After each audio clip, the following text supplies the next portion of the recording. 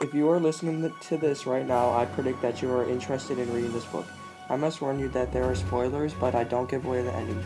To start things off, Ray and Me is a book in the Baseball Card Adventure series, and this series' author is Dan Gutman. The book is kind of short with only 173 pages. The book has four main characters, which are Joe, Flip Valentino, Dr. Wright, and Ray Chapman.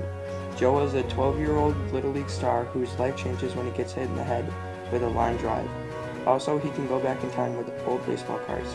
Flip is Joe's coach who persuaded him to pitch the day he got hit and told him about Ray Chapman in the first place.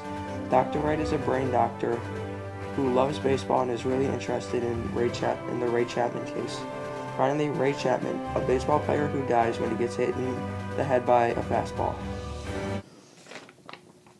Here is a summary of the book. Joe is a Little League star, but on this particular day he doesn't feel good. Coach Flip insists on him having him pitch, despite him being sick. Joe doesn't say no, so he goes out and pitches.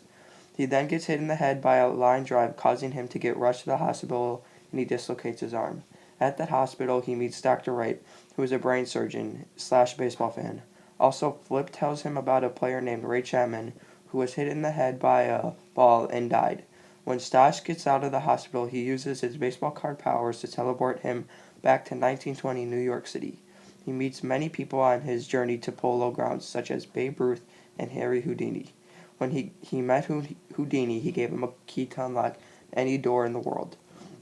Once Stash gets to Polo Grounds, he sees Carlos May, the pitcher whose fastball hit Ray Chapman in the head. Stash has the thought of hitting his pitching arm with the bat, but he decides not to. He then heads over to the Indians locker room where he wants to give Ray a batting helmet, but since in the 1920s batting helmets weren't around, Ray smashed it to pieces.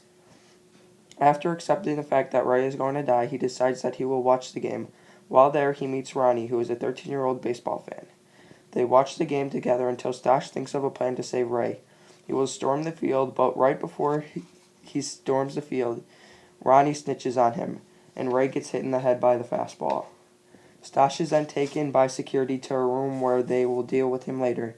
He is locked up with chains to a chair, but with good thinking, he uses the key Houdini gave to him to get out.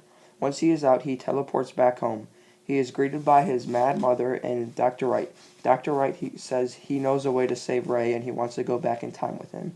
Will Dr. Wright save Ray and will Stash ever play baseball again? Find out by reading the book. Overall, I really liked this book. It interested me because it was action-packed and there was a lot of baseball in it. In the text, I really liked how Joe went back in time for a good cause to save Ray. Also, there was a lot of action, such as when Joe told Ronnie that Ray was going to get hit, and he did minutes later. Lastly, I liked the suspense in the book.